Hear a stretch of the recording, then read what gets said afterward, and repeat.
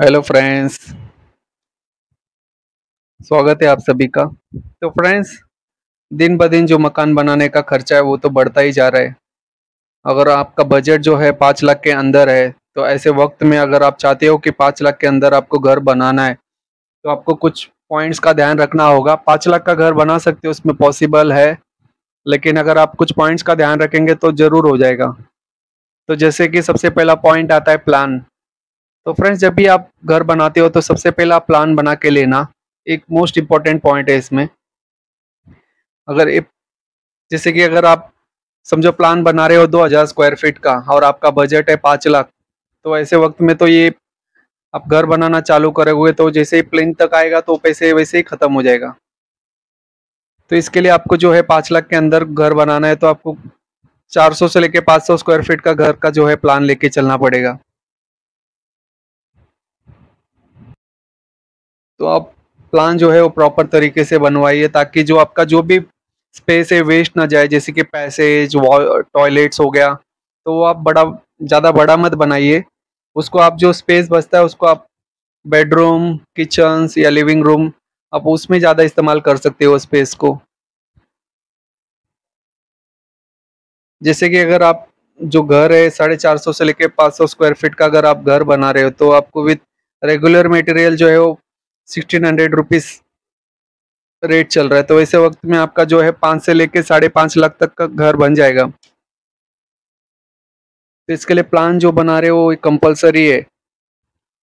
और दूसरा पॉइंट आता है जो स्टेयरकेस हम जो बनाते हैं उसको अवॉइड कीजिए। जैसे कि अगर आप स्टेयरकेस, तो फ्रेंड्स यदि अगर आपको स्टेयरकेस कंपलसरी लग रहा है तो आप जो एमएस का जो रेडीमेड स्टेयरकेस आता है आप वो लगा लीजिए। उसमें क्या आपका खर्चा भी बच जाएगा, और आप वो जो पैसा है उसको आप अपने घर पे यूज़ कर सकते हो। और उससे कैसा है, जैसे कि स्टेयर्स अगर हम घर के अंदर लगाएंगे तो फिर वो 1.5 रूम हमारा जो है वो छोटा हो जाता है, तो उससे हमारा घर का जो साइज है वो भी छोटा लगता है। तो ऐसे वक्त में अगर आप स्टेयरकेस बाहर लगाएंगे तो उसके हिसाब से आपका रूम भी बड़ा दिखने लगेगा, और जो एमएस का जो रेडीमेड है जैसे मैंने बोला, तो उसमें आपको पैसा भी खर्चा कम होगा। और पांचवा पॉइंट है टाइम बॉन्डिंग। तो आप जब भी घर बनाना चालू करते हो तो आप एक महीने से लेके 5 महीने के अंदर आप अपना घर बना के ख़त्म कर दीजिए। क्योंकि अगर आप वेट करते रहेंगे कि फ्यूचर में अगर कोई मटेरियल कम होगा, तो इसके हिसाब से जैसे कि अगर कोई मटेरियल का रेट कम होता है तो दूसरा मटेरियल का बढ़ जाता है, तो ऐसे वक्त में आपको कोई ज़्यादा फायदा नहीं होगा और नुकसान भी ज़्यादा है, क्योंकि उसमें आपका जो फ्यूचर में है जो लेबर चार्जेस है वो बढ़ता जाता है। तो ऐसे वक्त में आपका जो बजट है वो भी बढ़ जाएगा। और सिक्स्थ पॉइंट है, जो भी अगर आप चेंजेस करते हो घर के अंदर तो उस पे आप ज़्यादा अवॉइड कीजिए चेंजेस करना। कि अगर आपने एक बार प्लान बना लीजिए लिया है तो प्रॉपर बना के लीजिए, ताकि अगर आपको उसमें कोई आगे वो फ्यूचर में कोई चेंजेस ना करना पड़े।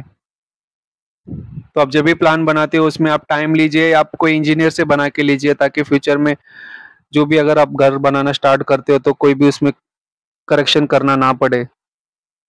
तो उसमें ऐसा है कि आपका जो पैसा है वो भी सेव हो जाएगा और आपका टाइम भी बच जाएगा।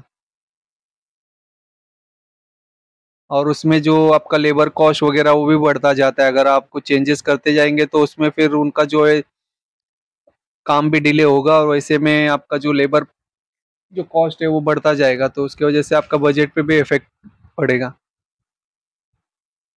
7वां पॉइंट है, आपका जो घर का एलिवेशन है वो आप सिंपल बनाइए। एक उससे क्या है, आपका जो पैसा है उसमें और कम खर्चा होगा। तो आप वो जो भी खर्चा हो आप घर के अंदर इंटीरियर के लिए खर्चा कीजिए।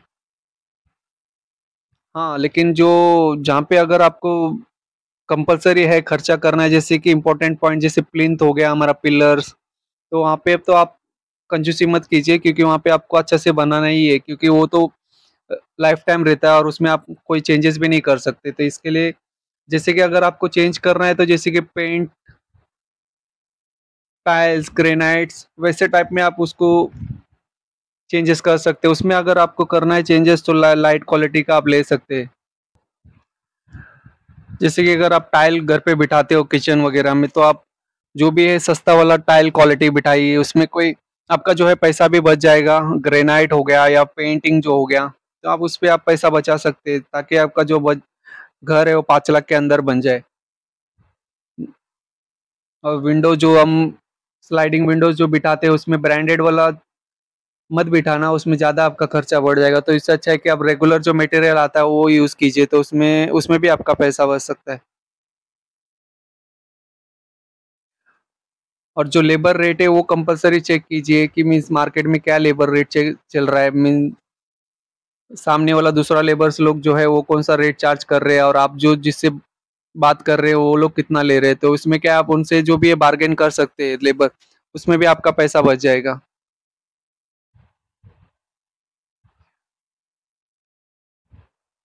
तो इसमें जब भी आप बनाते हो तो ये सब इम्पोर्टेंट पॉइंट्स है, तो फ्रेंड्स आप इसमें कंसीडर कीजिए। लेकिन जो सबसे पहला इम्पोर्टेंट पॉइंट है वो प्लान है, इसको तो आप अवॉइड ही मत कीजिए।